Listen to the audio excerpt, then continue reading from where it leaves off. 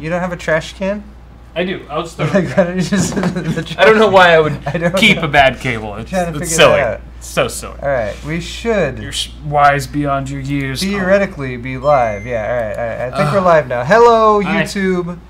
Hello, everyone. Where are you going? You have to your silence phone. my phone because it's loud. Thanks to all you guys for joining us. Welcome to Awesome Hardware. This is a live show.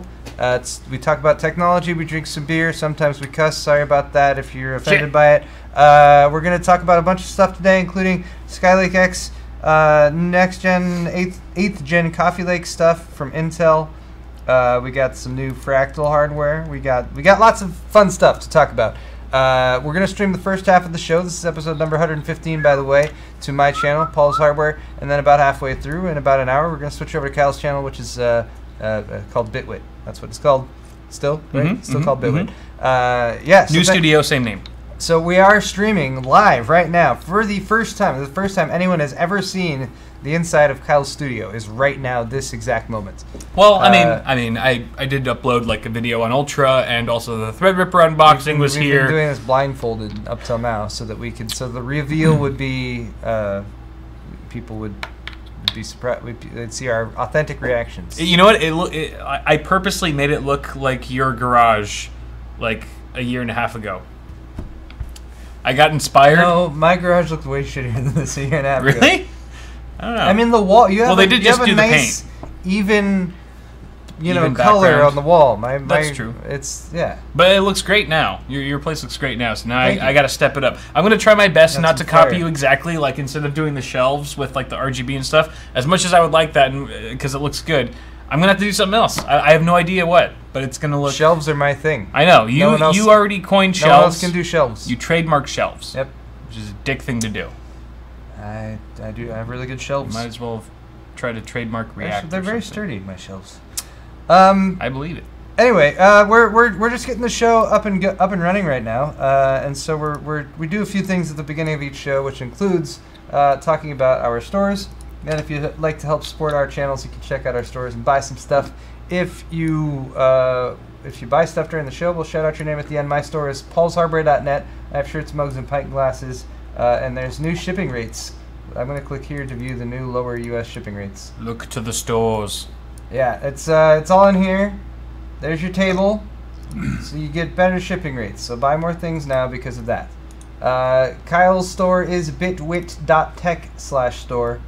He's got the fidget spinners, which have been blowing up. Hell yeah! Still blowing through the Buy all the fidget spinners. There's probably like 20 left. Also the hats. I didn't reply to the email about the hats, so I don't have any hats. Oh yeah, I have hats now. Yeah, but Kyle's got hats. I have hats. I might have hats soon too. The hats are a limited quantity, so if you're into hats, literally, check those out. Then get them quickly. Also, it's a trucker cap. There was another there's another thing on the store that I was supposed to mention. What's that? John was like, make sure you mention this too. No, it's the there's a shirt. Oh yeah, the new Navy shirt. The new Navy. This one. It's a Navy tri-blend. It's super soft. They are hyper-threaded. Okay. So yeah, that's limited edition. Cool. Limited ED. Not erectile dysfunction. Not erectile ED for edition. I've been a dick to John recently. I just haven't responded to any of his emails. Well, yeah, that's why I hired Wifey Sauce. Oh, so I could not that's be what's a been dick going anymore. on. She's been communicating with him. Yeah. Yep. New merch. Worth every penny. Can I pay her some money to do that for me too? I don't see a problem with that. I mean, all right, figure that out. It all goes back to me anyway. All right, guys. Let's start off with the first segment on I Have the Show, which is going to be hot and heavy hardware.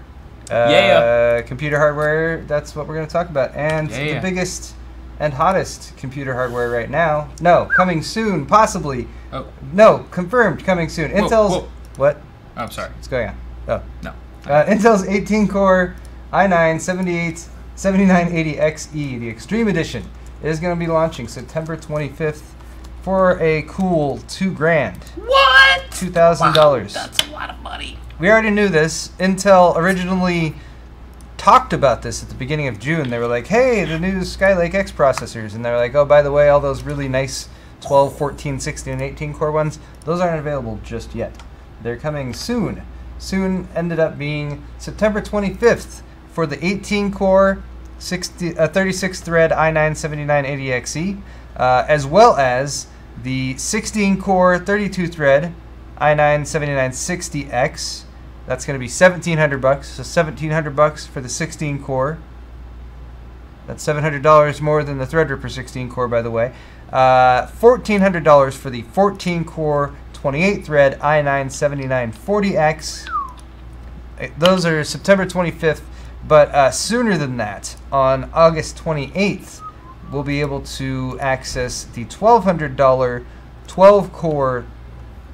It says 12 core 12 thread, but that can't be right. It's got to be 12 core 24 thread. That's a typo, it sounds like. Yeah, 12 core 24 thread i9-7920X, August 28th. So that's relatively soon. That's in 20 days. It's right next to the 1900X Threadripper. It is. Which is the 31st of August. It is. That's interesting. You know what we didn't do? We didn't talk about our beer. Oh, yeah. Real quick mention of the beer, Arrogant Bastard Ale from me. I was drinking some Ballast Point. Grapefruit Sculpin. Delicious. Cheers. Cheers. Thanks for being here, guys. Cheers to all of you. Do you like these rubber coasters I got for the desk? They're nice. They're very flimsy, but yeah, very sturdy. That's good. You got to protect the nice tabletop here. Is this the birch? Yep. Is this the birch tabletop? I don't know. It was You don't know? No, I have no idea what I bought. I don't even know how this stuff got here. The type of wood is important. You gotta. Oh, I know. You know all about wood now after your you got wood video. I do have more wood now than I had before. You have more wood than all of us combined. Lots of wood. Lots of so yeah, so this chart here that we saw kind of at the beginning of June, end of May, beginning of June, has now been filled out. So before it only went up to 7900X, 7920X, 7940, 7960, 7980. 12, 14, 16, and 18 core. And TDPs are also now up here. So the 7920X, the 12 core, is the only one that is still 140 watt TDP. The rest are 165 watt TDP, coming in less than Threadripper, but based on our knowledge of the 7900X and the temperatures it gets up to, especially with just a touch of overclocking, I don't know. If you overclock, that TDP number goes out the window. Let's put it that way. Yeah. PCI Express lanes are 44 for all of these CPUs. So good that none of them are cut down for whatever reason. Then L3 cache is listed there as well. You get it like ramps up by what, like 2.75 megs per couple cores is how that's still spaced out, I guess. And that's still 20 fewer PCIe lanes than Threadripper. Yeah. So, just saying. Yeah. Now, Threadripper, from my understanding, 4 of the PC. No, actually, never mind. Oh, never mind. Whoa, Paul. Whoa! I don't even know what you're about to say, but whoa! I don't know anything. Pump the brakes there, buddy. I didn't know anything. Whatever you were about to say. I wasn't even talking about that. Totally wrong. We have turbo boost. Let's talk about. Look at this, though. Let's talk about this instead. Look at these turbo boost frequencies. So for the 7980XE, the Extreme Edition, because depending on how many cores are being used, the turbo frequency chart gets a lot longer. So if you're using up to 17 or 18 of the cores in the 7980XE, 3.4 gigahertz is what it runs at, and then 3.5 gigahertz for 13, 14, 15, and 16, 3.9 gigahertz for 11 or 12, and so on and so forth. So the entire chart is there. All these stories are linked in the video's description if you guys want to check any of them out further. Does that mean if let's say you're utilizing 16 cores, will only... No, never mind. I answered my own question. Never mind. That's good. We're good. Working things out. Yep. All right. Moving along. That's all we have to say about the Skylake-X stuff, but... yeah, September 25th and August 28th are your dates for those. And next up we have Coffeelake. More Intel news. Intel's 8th gen Coffeelake. This is the successor to Kabylake. This is still going to be 14 nanometer CPUs. Yep. But they're going to be revealed.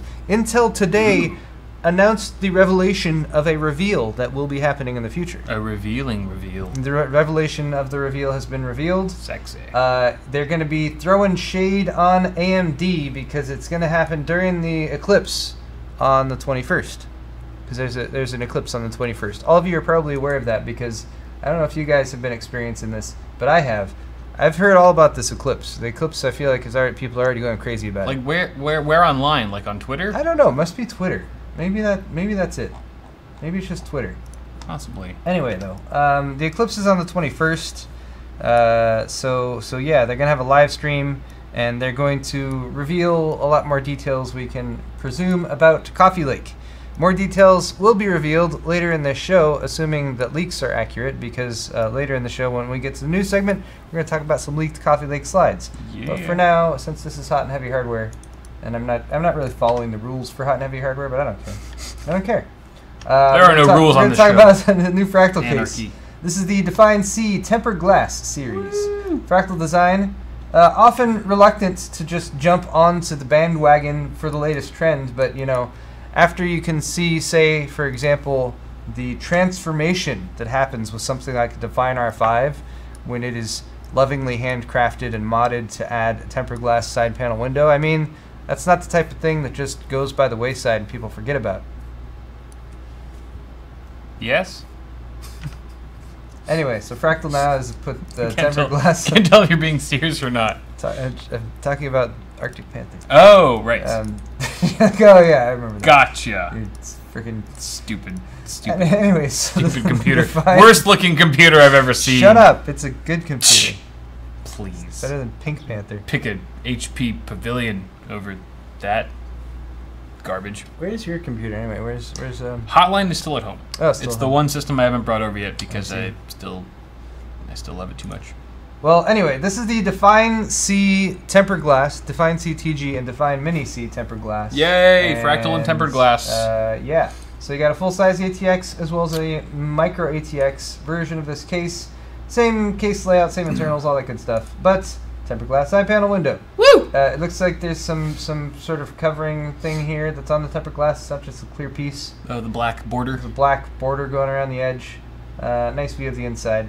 And looks pretty good there, I'd say, with the Fractal Design aesthetic already being very minimalist and Scandinavian and all that. MSRP of $90 and $95 respectively for the mini and the standard tempered glass. Still very reasonable. Define C. Sub $100 price point for a mid-tower tempered glass case. Yeah. Supports CPU air coolers up to 172 millimeters, graphics cards up to 315 millimeters, and power supplies as long as 175 millimeters. Specs seems really familiar for me for some reason. Oh yeah. Like I've just recently. Anyway. It's almost like we. Yeah. Okay. Let's move on though. Enough about that. Kabylake-X, right? Everyone hates it. Nobody likes Kabylake-X. We just mention it and screw it. Like because I just said Kabylake-X, there's a bunch more thumbs downs on the video now as a result. I'm sorry. We don't put Kabylake-X in the titles anymore. Yeah. So obviously manufacturers should cater directly to Kabylake-X fans. There being so many of them out there. Videocards.com has this article here about Kabylake-X only X299 motherboards. Look at that, right? Because you guys probably know when you drop Kabylake-X Kabylake-X CPU into an X299 motherboard, you can only use half of the memory slots, for example. So to alleviate that pain, you can buy one of these motherboards, like the Aorus X299 Aorus Gaming. Both MSI and Gigabyte are introducing motherboards of this ilk. Are they cheaper? Theoretically. Unfortunately, this is a video cards article, so, you know, grain of salt. We're not positive that this is a thing, but the pictures look pretty convincing if you ask me. No pricing is listed, however. But yeah, the Gigabyte X299 Aorus Gaming here is an ATX motherboard. It's got 4 DIMM slots rather than the traditional 8 that you would get, or 2 on each side with an actual high-end desktop motherboard. 3 PCIe slots, couple M.2 connectors. You can only use an i7 7740X or 7640X in this. The article says only. Like, I would be curious, like, obviously you don't want to, but like if you put, you know, right, a 7820K or 7820X in there or something, would it boot up? Would it actually work? I don't know. Maybe not. I mean, the article says no, so that's all we know for now. I don't know. I feel like it should. Yeah. It should still. Because there are still people who want an upgrade path. And that was like... But if you want an upgrade path, then buy a fully capable X299 motherboard, so when you upgrade, you can actually use quad-channel memory and everything like that. Yeah, like, but what if you can't afford that type of motherboard right now? Well, we're going to argue this further in a few minutes. Oh! But like you have a dedicated segment on your half of the show that's all about debating controversial topics. We're going to come to that. Push off. MSI's version is called the X299M-A Pro. It's micro ATX, so I guess it makes a little bit more sense. Same config pretty much as far as your connectivity goes, M.2 and expansion slots, except you lose the PCIe by 1 slots. And again, no pricing on either of these. So all you guys who have been like, man, I've got my 7740X, bought it right when it was available. Just been waiting for the right motherboard where I won't be too disappointed when I install it. Your day has arrived. I've been waiting. Well, not quite yet. Your day is coming soon. For a board like you. That's a good. Put my CPU in. That's a good segue. I like that. I'm here all week. We should have musical singing segues to everything. So yeah, we're gonna move into the next segment. Say it ain't so. Say it ain't so. Which also you could sing. Say it ain't so. This segment is really blows. Yeah, that's it. It was good. That's good. Stuff's good. Say it ain't so. Usually stories of bad things or things that maybe seems like they would be one way, but then it turns out it's really not that way at all.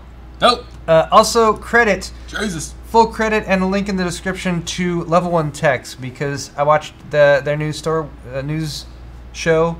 Wendell and team over there. What's it called? Level 1 Techs.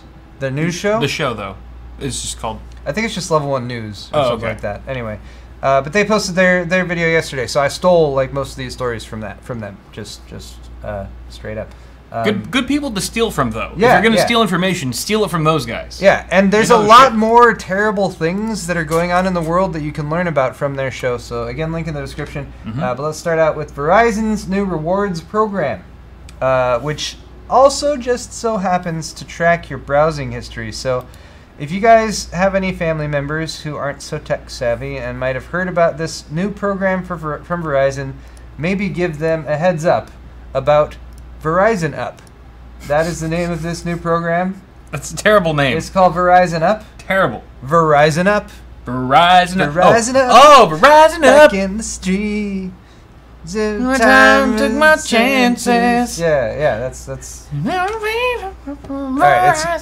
if we're gonna get flagged, it's gonna get the content ID. You're right. I know our singing's just so on point. It's so accurate.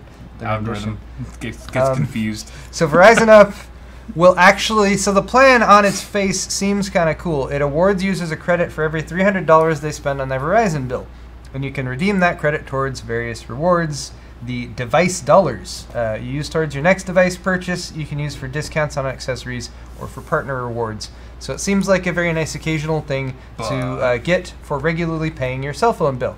However, you also have to enroll in Verizon Selects, a program that allows Verizon to track personal data, including web browsing, app usage, device location, service usage, demographic info, postal or email address, and your interests. So Verizon Selects does not sound nearly as good as Verizon Up. I would rather. You can't even make a song off of Verizon Selects. Verizon Up doesn't roll off the tongue. Verizon selects all your data. I think this idea is really dumb. And then Verizon downloads it to our servers. Yeah, that's Verizon. Got in bed with the NSA. Yeah. Oh, well, yeah. You're right. It gets worse. Yeah, I'm sure. Because it's not just Verizon. Verizon gets the data, but not just Verizon. They also are allowed to share it with Oath for monies, which you may have heard about. Oath is a newly formed combination of AOL and Yahoo put together. It makes Oath. Oath turns out it seems like is going to be a bunch of services that do data tracking and stuff like that. Is what Oath is turning into. But yeah, so it allows them to share the data with Oath as well as vendors and partners who will work with Verizon. So nobody signed up for Verizon Up. Oh, and by the way, if you already are part of Verizon's Smart Rewards program, you're already signed up for all this shit. So you're already getting tracked and everything like that. Jesus. Anyway, next up on Say It Ain't So, you guys have an Echo? Have you tried the Echo? I have not, but I've been interested in it. You've been interested in it? I keep wanting to convince myself that I need it, and then I always go back to, no, I don't need this. Well, I don't... So maybe you can convince me one way or the other, Paul. I don't either, and even less so after this. Now, to be clear, this thing, which is hackers hacking into an Amazon Echo to convert it into a listening device, while it also maintains all of the same functionality that it had before, so you don't know that anything's going wrong. Yeah. It only works on the 2015 and 2016 editions of Echo. Okay. Not the newest 2017 edition, so everyone update your Echoes. Give it a month. It also requires actual physical access to the device. So that makes it seem a little bit less nefarious. However, if someone does have physical access to the device, and this was researched by MWR Info Security, they can compromise the Amazon Echo to turn it into a covert listening device, and again, it still functions just like it did before, so you have no idea that anything's wrong. The attack involves physical access. They remove a rubber base at the bottom of the Echo to access 18 debug pads and directly boot into the firmware of the device via an external SD card. It allows them to gain a root shell on the Linux operating system to install malware. The info security company did a full examination of the process running on the device and the associated scripts. Then they investigated how the audio media was being passed and buffered between the processes and the tools used to do so. They then developed scripts that leverage tools embedded in the device to stream the microphone audio to a remote server without affecting functionality. The raw data was then sampled via a remote device, and the decision could be made to just play it out of the speakers or save it as a WAV file. Sounds like something a super psychotic, jealous boyfriend would do to his girlfriend. Because you would need personal access to their Echo. Hacker boyfriend. Yeah, jealous hacker boyfriend who doesn't trust his significant other, and you obviously need personal FaceTime with the Echo. If I was a girl and I was dating a dude and I found out he was like a hardcore hacker, I'd freak me out a little bit. Oh yeah, no. I've seen Silicon Valley. Yeah, I know how that ends. But yeah, so that obviously sucks, and obviously this is one of those scenarios that when devices like the Echo came out, and you're like, oh, how cool, you just talk to it and say things, and it responds and answers your questions, and it knows things about you and stuff like that. Yeah, that was the first concern. Yeah, and there's also potentially nefarious things that can be done with it. So obviously this is a case in point and an actual example of that happening.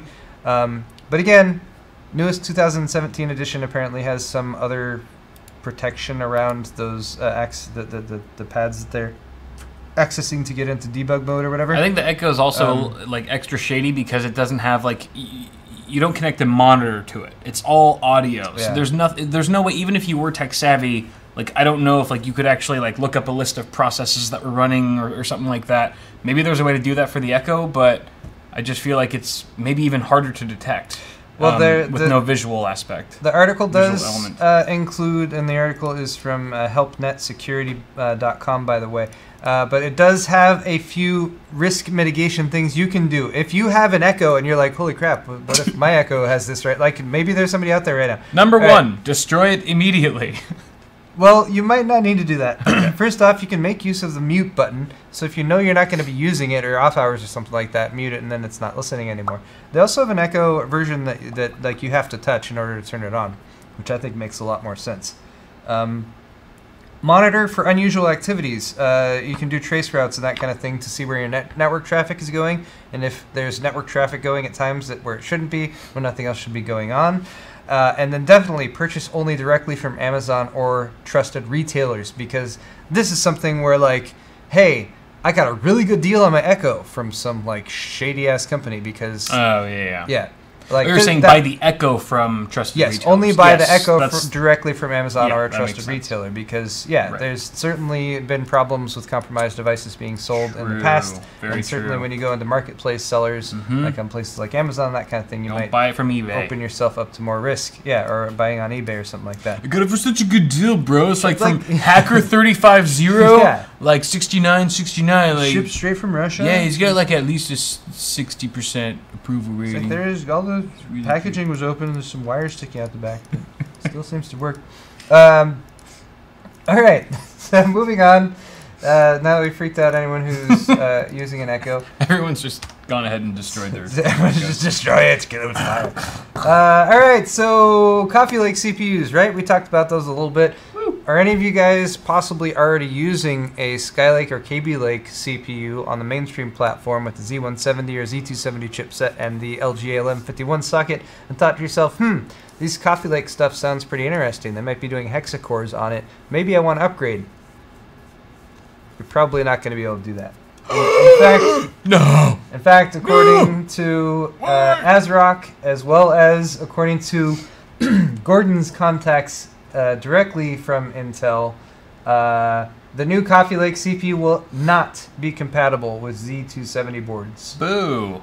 This original information came directly from ASRock, who was asked about it on Twitter. Evan Jensen from ASRock was asked, will the Z270 supercarrier get support for the upcoming Intel Coffeelake CPUs? ASRock's official Twitter account replied, no, Coffeelake CPU is not compatible with 200 series motherboards.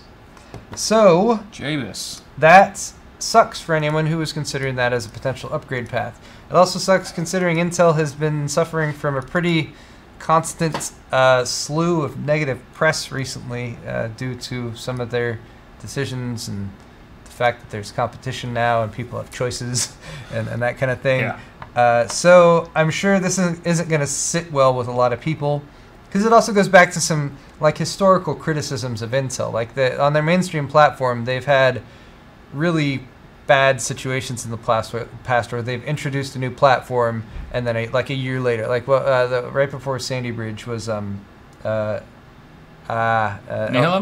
Nihilum? No, the mainstream. It was LGA 1156, I want to say. Anyway, the generation right before Sandy Bridge was like a 1-year generation processor, and I'm sure Gulf Town. I'd have to look up the history. It was in my head at one point, but anyway, point being, that kind of sucks for anyone who was looking for an upgrade path, and especially anyone who was like, hey. Because I could see someone who invested in Z170 when it first launched being like... Linfield? Linfield? It might be. Yeah, Linfield. Westmere. I think it's Westmere. Brent Killa, I think you're right. I know it's Westmere. Anyway. Sucks for anyone who was looking forward to hexacores and hoping not to... have to buy a new motherboard. Re-up their system, at least with a new motherboard. So does that mean... is there a confirmation on if Coffeelake's going to use the same socket? No, I mean, but that hasn't been confirmed yet as far as we know outside of rumors. The socket size and everything looks exactly the same. It might even be the exact same pin count. I'm not sure if they're going to put anything physically into the socket to block putting one CPU type or another, if they're going to slightly change the layout or the keying of the CPU itself. Or socket like 1152. Yeah, 1152. Just because fuck you. Maybe something like that. Thanks, Intel. Socket 1152. Because we love money. Yeah, that's possible. Hey, so, cash grab. Z370 is the anticipated name of the chipset for the Coffeelake compatible CPUs when they come out. And it says, yeah, although Coffeelake is based on the same 14nm process as Kabylake and Skylake and appears to use the same chipset, it's believed to be Intel's first 6-core chip in a mainstream platform. So this is a reason, I mean, if you want to look at it from Intel's point of view, if you want to take the briefest second to try to do that, this is a reason why there might be an actual reason for them to not be compatible. So it's totally possible that Intel may have never planned for Z270 to support the power requirements of Coffeelake or a 6-core processor. And if this is, as a lot of people have, claimed and pointed out, a reaction to AMD's launches and a lot of the stuff that AMD has done in the market, in 2017, then yeah, you could easily go back as far as Z170 and even Z270 and say they didn't really intend this for something like what they're doing with Coffeelake. Or you could just say Intel sucks and they hate customers and go that route too. I'm wondering how much more negative press Intel really needs to be bashed with before they start changing the same business model that they've kind of run with for the last 5 years or so. Because I mean, and it could be like Coffeelake's been in the works, right? It's not like they just started it last week. Like they could have already been planning for Coffeelake to be on a completely separate socket or motherboard way before Ryzen even like took storm or whatever.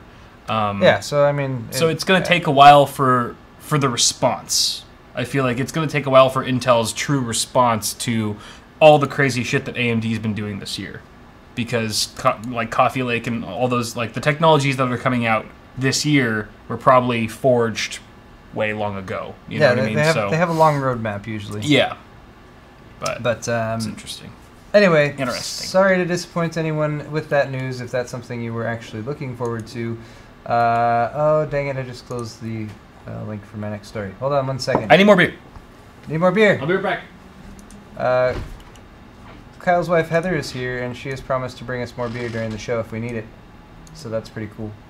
All right, here is the next story, which is the final story in the Say It Ain't So segment, which is about RX Vega. This is another videocards.com story, and Vega 64 apparently, potentially, might be really good for mining.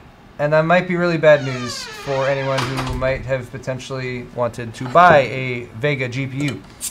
This is the Ethereum mining benchmark, which was actually run by TechSpot. So this might have been Steve's benchmarks, actually. Anyway, so Ethereum mining benchmarks are showing the hash rates for a lot of the different GPUs out there, going all the way up to 390X, Titan XP, 1080 Ti. Hash rates in the 28 to 30-ish range is the top of the range right there. Vega might have a hash rate of like 70 to 100 mega hashes per card, which is really high. I mean, even if it's in the 60 to 70 range, that's pretty damn good. So, good news if you're a miner, and especially if you have some kind of access to Vega, but bad news for anyone who's hoping that Vega might be a card that you could just decide to buy once you have the money available or something like that. It's looking like when Vega does become available at retail, that they're probably going to sell pretty quick. So if you're thinking about getting Vega, it's going to be a good thing to pay close attention to launch dates, when retailers might actually put stuff up for sale, pre-sale even. I mean, we hate to recommend pre-sale, but in this market, with the way GPUs are going, that might be something that you just need to do in order to reserve yourself one. The Vega performance is said to be somewhere around that of a GTX 1080, and the pricing has come out for Vega 56 and Vega 64 at $400 and $500, and sort of in that range. There's also the Vega packs that you can get, or the Radeon packs you can get. I was going to say, I wonder how much that's going to help people who are not just looking to upgrade their GPU, but like the core components with like a Ryzen CPU and X370 board. It's definitely seems so. Like the thing that I thought that I didn't catch at the time was that the monitor you get is like one monitor. Mm-hmm. It's like that single one monitor, one model, which is very limiting. One model that you can get $200 on. I thought it was $200 off of any FreeSync monitor from Samsung. Like, hell yeah! Even if they were just from Samsung, that'd still be good. Okay. Yeah, sure. But it's just that one monitor, right? And that's a $750 monitor, right? And you gotta really love that. And some reviewers were looking at that monitor right as AMD was talking about that at that event. Yeah. And Newegg's price had gone up for it to $950. Right. A convenient $200, the exact same amount for the voucher that you receive. Still the case. I have not followed up on that again. Anyway, but still, $100 off of a Ryzen CPU and motherboard combo. I mean, that's good. Yeah. So if you're getting all that at the same time, then yeah, that's definitely something that's possible. What worries me is that it's select Ryzen 7 CPUs, and so if they are only granting that voucher for like the 1700X or the 1800X, basically like the CPUs that I've advised people against buying because they're not the best value, that would... Does it apply to the 1700? Yeah, I don't know. I don't know. I don't know. It'll be interesting to see how they cut it up and stuff. Okay. Well, anyway, that's all for that segment. Look at my face in the screen. See how there's a light? Oh yeah. The sun is setting, and son of a bitch. It's like the California sunset here that you guys get to experience as reflected on Kyle's face. Yeah, the blinds are closed, but there's just one little crack that's just blaring into my face. I need to get one of those roller, like the same roller curtain that I had at my old place. Sorry. You don't like the sunlight? That's the sunlight. Well, I don't mind the sunlight, but it's distracting for the viewers. You see this strip of, wow, Kyle's not as brown in that one section of his face. It's making me rethink just who he is as a person. You have to enjoy the sunset and everything. All right, we're moving on to... I'll dodge it. The next segment here, which is going to be Sword Fight, where Kyle and I argue about something. We're going to have a quick argument here, and I've just posted a straw poll link into the videos, into chat. It's in the video description too. If you're watching this in the future, you can still vote on it. No one goes and looks at it in the future though, so your vote will be futile and no one will see what happens. However, it's great. Ultimately, in the grand scheme of things, you'll feel better about yourself. So, here's a question we're going to talk about. We already mentioned these Kabylake-X only X299 motherboards, so I just wanted to get your guys' feedback on it. Great idea or the greatest idea? We have a few options here. Great idea, greatest idea, or a third option for people who, I don't know. Just So we can't go with the third option, I'm guessing, right? Because that's no, we got to choose one or the other. Oh, of the first two. Yeah. Okay. I'm gonna say great idea, solid, but I'm not gonna put my head up Intel's ass on this, Paul, because you know what would even make it the greatest idea ever? Just throwing away shill money, dude. The greatest idea ever would be if they had just put Kabylake-X on Z270 in the first place, instead of watering down an X299 motherboard so that it's basically a Z270 board for Z270 price, and saying, look at what we did for you guys. We made it more convenient and sensible because we fucked up. We realized that and all the backlash. Like, Intel this is one of those afterthoughts. Like, Intel didn't think that they had to do this right up front. Again, I'm still arguing for a great idea, so still solid idea. But it could be greater. Intel was like, oh shit, there's a lot of, they had to put out a fire. They had to put out a huge frickin' fire with Kabylake-X and X299 and realized, yeah, we should have just put this on our mainstream platform in the first place because users at the end of the day aren't getting a high-end desktop experience. Maybe they're getting the upgrade path, but at the same time, they're not getting the additional PCIe lanes. They're not getting more, expansion or storage options as they would with a true X299 chip. For example, so I think it's it's a money game. It's a money game that Intel's been playing for a long time because they haven't really had much competition until this year, and now they're starting to sweat a little bit, and they're starting to cater a little bit more to the end user, but really just to cover up their tracks because they've already been found out and shit on so much by the community, and fuck them. No, I love Intel. I love Intel. I love them. But bad move. Bad. It's just a bad year. It's just a bad year for Intel. But you know what?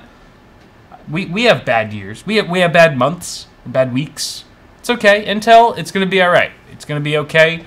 And eventually, one day I'll make a terrible parody about what AMD's doing and shit on AMD's head. But for now, it's you. Well, Kyle, I've had a bad last 3 minutes because I've had to sit here and listen to that god-awful tripe spill out of your mouth as you attempt to it was awesome. Defend your position in saying that this was not the greatest idea, the best idea ever that's been conceived of in the possible length of human history since consciousness was achieved. Preach it, Paul. Preach it. By our people. Testify. Now, if you're Intel, right? Obviously, you're sitting on a large pile of money, and you're like, what do we need to even bother doing anything anymore for? We've made all the processors. People have them. They can do what they want with them. Fuck the people, right? But no. Intel is generous. They're kind. They're loyal. And they provide people with options. And that is the essence of what the greatest idea ever is actually all about. Is providing people with choice. You don't want people to have a choice, Kyle? Is that what you're saying? Yeah. It's your choice. In your assessment of this as only a great idea and not the greatest idea? Yep. No, I think that is wrong. I think that is false. Kabylake-X only motherboards are obviously filling a niche in the marketplace that has long been void, providing attention to a segment of customers that have been neglected, living in the shadows, and now their time has come. Yes, I'm talking to you, Kabylake-X fan. Your time has come. Rise up. Like fight what kind of fan? Like that fight fan? The power. I'm running out of steam here. All right, you get my point. Let's see what people think. You've lost so much steam. Right. Gaben would be disappointed. Yeah. Boom. That's pretty good. Boom. All right, results. I'm here all week. It's okay, I guess. It's okay. Meh. It's okay, I guess. Why But followed by the greatest idea ever. That's true. But look at the... That's true. I win, technically. I win. But you know what? All those people who voted, it's okay, I guess. It's only because you didn't have an option that said this is the worst. This is also a very anemic ever. Response. Usually we get a lot more votes than this, I think. Because apparently people didn't want to vote for any of these options. Well, it's still what, 500 These votes? are the only choices Not that bad. you could possibly come up with when it comes to an idea like Kabylake-X only motherboards, though. Obvious. All right, let's close off my half of the show with some good old standardized tech news in your faces. Ooey gooey and all that. So we've already talked about Coffeelake a decent amount on this show, and Coffeelake slides have leaked. This was actually posted yesterday. This is a TechSpot article, and these slides presumably are from an Intel presentation. They certainly look fairly legit. I'm trying to make them bigger so you guys can actually see them. But the source is from a Chinese website called PC Eva. PC Eva? Eva? Is that like Eva Air? Yeah, that would be any relation? Kind of interesting.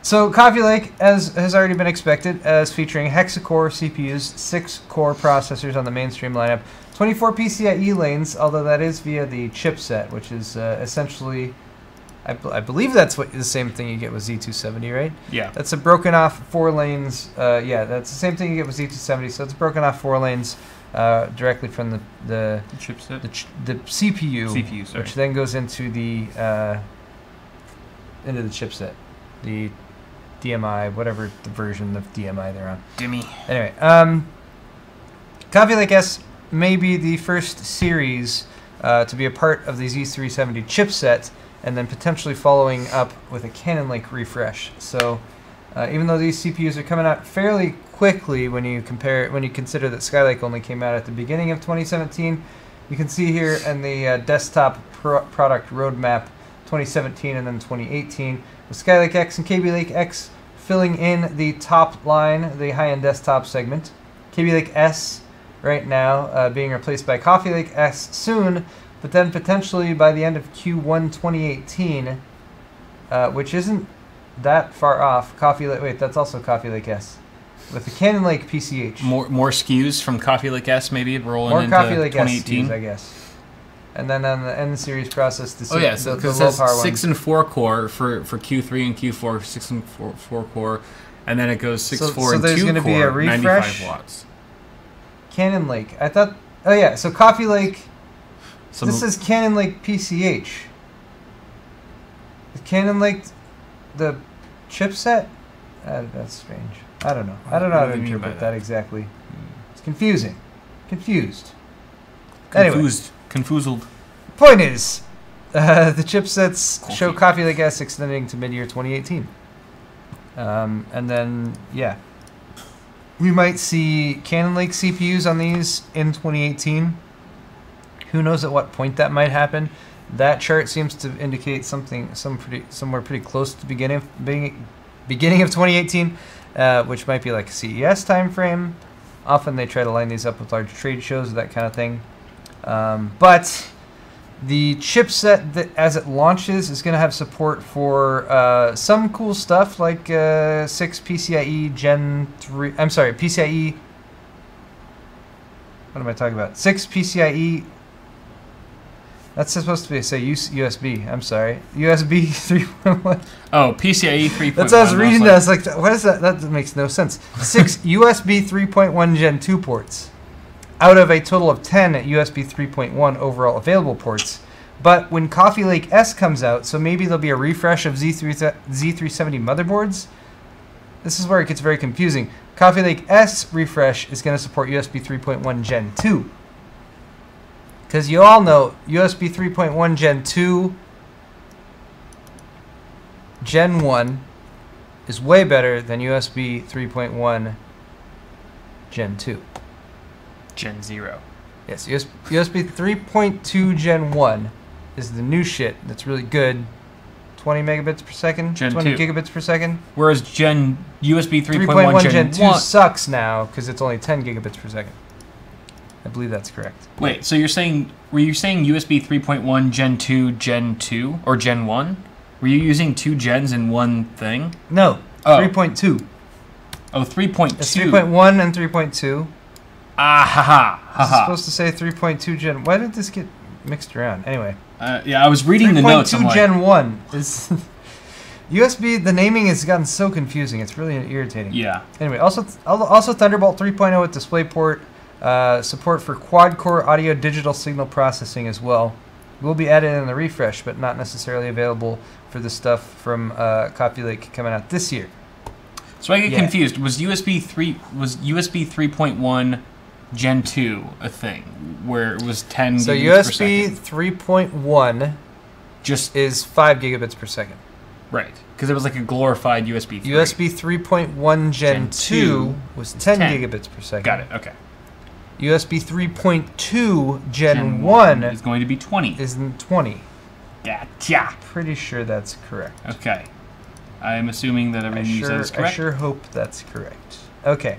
A couple more quick stories to talk about in the tech news. AMD's Vega is coming very soon, and Asus is allegedly, potentially, possibly going to be doing a dual GPU version of it. Yes, indeed. Something akin to this. The Mars 4? The Ares. Mars is NVIDIA's side. Oh, yes. Yeah. So this is the result of AMD giving add-in board partners the green light to take freedoms and design custom graphics cards based on Vega 10 GPUs, which includes the Vega 10 XT, which is the full-fat 64 compute unit chip, as well as the Vega 10 XL, which is the smaller 56 compute unit chip that's going to be used on the Radeon Vega 56. Now, Asus has done this in the past. They have an Ares series of graphics cards. Actually, I wanted to pull up some images of those. Hold on. I'm going to do a Google image search. Asus Ares 2. That's such a little fan. Such a little looking fan for the big ass card. Because it's water cooled. Well, I know. Yeah. Yeah. So but it's still this is Asus's Ares 2, and this was a very early water cooled graphics card, and they had 2 Ace Tech pump block combo units, a very small fan in there, and this was 2 Radeon HD 7970 GPUs in there, massive power delivery configuration on it and everything like that. So theoretically, Asus is now developing something like this, something akin to this. We don't know if it's going to be called Ares 4. There was also an Ares 3 that launched with two R9 290s in the same card, and that was just a completely water-cooled card. That was the actual circuit board for it, with 2 R9 290Xs on it. But you know, again, these are limited edition graphics cards that Asus makes. They're very special, so usually they're numbered and that kind of thing. So potentially an Ares 4 in the works with 2 full Vega 10 XT GPUs, the 64 compute unit versions, would have over 50 teraflops of floating point 16 compute power, 25 teraflops of FP32, nearing 600 watts of power draw on the limited edition. The TDP of the Vega, the RX Vega 64 is 295 watts in the air-cooled version and 350 watts in the water-cooled version. So combining those together with 2 GPUs, depending on clock speeds and that kind of thing, you're looking at something in the 600, possibly even more than that range as far as power draw and TDP are required. Probably a limited edition card, and yeah, there's no pictures or anything like that of it yet, so not sure if they're going to go with the full water-cooled option like with the EK block like they did before, or do something that's like the Ares 2 where it includes an all-in-one radiator and everything like that. So it'd be a little bit, it'd be cooler, but it would be more limiting if it was just a water block version. That's true. Because you'd have to buy a bunch of other shit for it. Yeah, I would like to see it as something like the Ares 2. The Ares 2 or the R9 295X2 or something like that. I think that would be pretty cool. All right, one last story here to mention real quick. There was a bit of a kerfuffle online about Noctua fans. And Noctua fans that are sourced from multiple locations. There's fans from Noctua that come from Taiwan. There's also fans from Noctua that come from mainland China. And the accusation was that they're different. So wait, So What? same model of fan, but from Yes. two different Two parts of the different world. factories. Gotcha. And there was a Reddit post where there was some very specific things pointed out as far as differences between the two fans. Mm-hmm. So Gamers Nexus, Steve and company, got a hold of a decent number of these fans, sourced Nice. from different locations. They did some side-by-side comparisons, and the article as well as the video are both linked in the description, because they did some testing. They actually had this like series of testing lined up, and they only went partway through it, because ultimately what they decided was, They're the same. spoiler alert, functionally they're the same.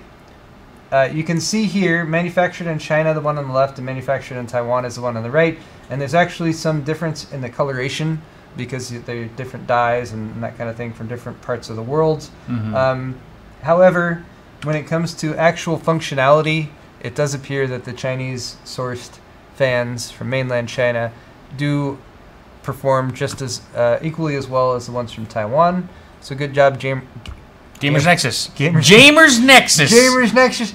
Good job, Gamers Nexus. Y'all, you gamers. With their I thorough am testing gamers. and everything. Another excellent article by them. So check Awesome. it out if you guys are interested. We're gonna round out my half of the show by answering some questions that people have answered in chat, asked in chat, which theoretically have been being gathered by Cell Wouldn't it be great Processing. if they answered their own questions? That would be kind of convenient.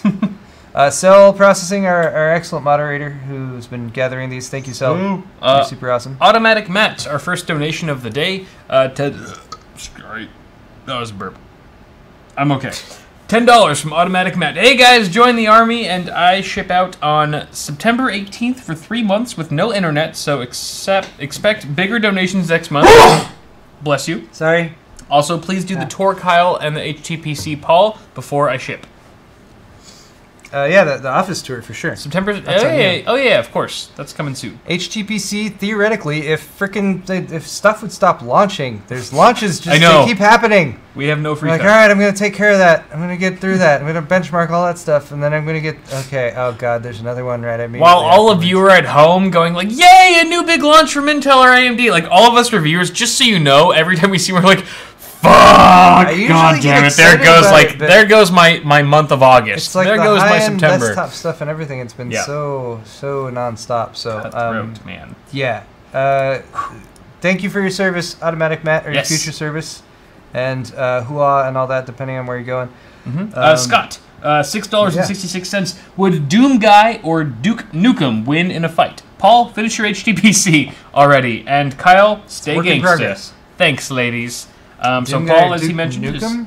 is finishing his HTPC. Doom Guy or Duke Nukem? I want to say Duke Nukem just because I feel like there's more personality there, and I feel like there's a little bit more going on. He wins for character points. That's all I'd say there. Yeah. Agreed. Like if they were characters in a movie, like Yeah. that'd be the one who you yeah. Because you actually get to see like Duke Nukem's face and hear what he says. Doom Guy's just a nameless asshole. He's pretty badass. He is though. pretty badass. I think. I guess you see Doom Guy's face in the older Dooms, right? But you don't really see him in the like new Doom. when the face is in the middle, and as you get hurt, he gets more and more bloody. Right. Yeah. So I guess we kind of know what he looks like. We know what 8-bit. We know what he looks like in 8-bit world. El Jefe reviews. El Jefe. $5. Buenos noches, I love gents. nachos. The nachos sound great. Good nachos indeed. That is the translation. Should I pair my 7700K with the GTX 1070 or wait and see what RX Vega is all about? I'd wait. It certainly seems like you should wait at this point. I'd wait. Vega 56, I think. If that could be a very you're good option eyeballing for you. GTX 1070 right now, Vega 56, based on the price points, would probably be more or less comparable in terms of performance. If you can get especially one. if you can get it. If you can get If you one. can get one, and also a Vega 56 would save you money on a FreeSync panel. That is very true. Over a G-Sync equivalent, so Yeah, you if could you're save some even considering more a money variable there. refresh rate monitor, then AMD is definitely worth it if you can buy a card at MSRP. And that's just a caveat you have to put in every time. There's the rub. But yeah, that'd be a good option for you. Holt Hamlet. Holt! $5. I need a motherboard for a 2300. A 2300? What is that? Like a Sandy Bridge 2300? Like an i3? Is that a Sandy Bridge chip? Yeah, 2500K. I think right. I think there was an i3 Core 2300 i3 something like that. 2300. You might have a difficult time. You'd need to find a P67 or a Z77 motherboard. You could get away with the H67 It's or... a Core i5, actually. That's an i5? Yeah. Yeah. But yeah, motherboards seem to be the more difficult thing to find as things get older. Yeah. But for mainstream, you might have a slightly more easier time. But yeah, I mean, you're looking at eBay, and you're looking at a very limited number of stock as far as what's available. So I wish you the best of luck. Isa quad call. All right. Thank you very much, Michael Garand. For $5. Is there any reason for Coffeelake not being compatible with Z70 other than to force me to buy a new motherboard? At this point, we don't really know, but... Yeah, I mean, we'll try to get more info from Intel, or hopefully they'll give more explanation, but I mean... You said the CPU looks the same, like the actual... We don't know. I mean, it's rumors and stuff at this point, so we're not really sure. I mean, what Intel will probably say, and we probably never know absolutely for sure if it's true or not, is that, you know, it's a 6-core, you know, there's some power requirements or some thing with the socket design or something that needed to be different for the 6-core, and that's why we had to change, and it'll be up to you whether you believe them or not. Yeah. But yeah, it could also easily be we're a big company and we realize that forcing people to buy new motherboards means that we make more money, and so that's why we did it. That's probably why. I don't know. Put my money on it. Yeah, I mean, depends how cynical you are. Yeah. CCM. What up, Chris? $5. Paul, are you planning on using stainless steel screws and motherboard standoffs? If so, I can get you a deal on them through my work. Okay. I have a set of brass screws right now, brass standoffs right now that I got. They're fairly ghetto. Brass standoffs. But I'll try to hit you up because yeah, that'd be nice. That's what I've been thinking about, is mounting stuff and various options for that, and routing cables, and I don't know. I feel like there's a breakthrough moment that'll happen for me soon, and then I'll be able to move on with it. But you know, I'm putting a lot of thought into it, I guess. Mike Dudes, $5. Would you trust or use a publication to help you choose your parts for your PC build, like Maximum PC or boutiques like Origin PC? Origin PC. I mean, they put boutique systems builders together. If you're willing to pay the extra money for it, boutique system builders build really nice systems, and they're often backed by pretty good warranties, and they often have, I mean, I can't speak for all of the boutique builders, but often they only become successful by having good service, so if you need to call them about something, you can. So you do get something for your money there, but you do have to pay extra. As far as a publication to help choose parts, I mean, PC Part Picker does a great job with the compatibility filters and stuff that it has right there, and listings for a bunch of different parts from different retailers to help you find a good price. And then you mentioned Maximum PC, or like sites like Maximum PC, PC Gamer, that kind of thing. They'll often have like, here's our recommended, you know, mid-range build, $1,000 build, yeah, that kind of thing. Those are often really good starting off points, so you can say, all right, here's a list of parts that I know work together. Yeah. I don't like the case they chose. Let me find something else. That's in the same price range or whatever, so and just compare. Those are often really good starting off points for that kind of thing. Yeah. Checker Tile Lol. $5. $5. Wish I could watch, but editing a video. You guys are great. Love y'all. Ryzen needs a GPU, right? Ryzen needs a GPU. Does he need an iGPU? I'm guessing if you're saying Ryzen needs a graphics card, yes, it does, because the Ryzen CPUs don't have an internal graphics card. APUs are coming soon, though. Yeah, there are some that I think that are available right now. I'm really waiting for the actual Ryzen-based APUs that are using Not Zen. Excavator, right. Yeah, those do. Metro. All right. Des Jones, $5. Hey guys, 2 more days before Threadripper release and benchmarks. The hype is real. Are you ready? I better freaking I will be soon. Very soon. I ain't right now, let me tell you. Yeah. But have more work to do, but work is in progress, and it'll come together. Yeah. Like it always does. Mostly. All right. Brendan Faulkner. Brendan. $5.01. How much do I have to tip for you to send me your Corsair 380T? Man, I don't have a 380T, so that must be directly to you, Paul. I get requests for that 380T pretty frequently, actually. The case? Yeah. Because they don't make them anymore? Or what? Yeah, they're really hard to find. It's like Corsair stopped making them. Are they selling for a hefty amount now? Yeah, I mean, if they actually go up like pristine ones or that kind of thing on eBay, they usually sell for $300 or $400. Really? Brendan, I like my 380T right now, so I have no plans to sell it in the immediate future, but I will keep your offer in mind if I do change my mind. what? I mean, aren't they like still making cases way older than that? I don't know. Like you can still buy a 600T. Yeah.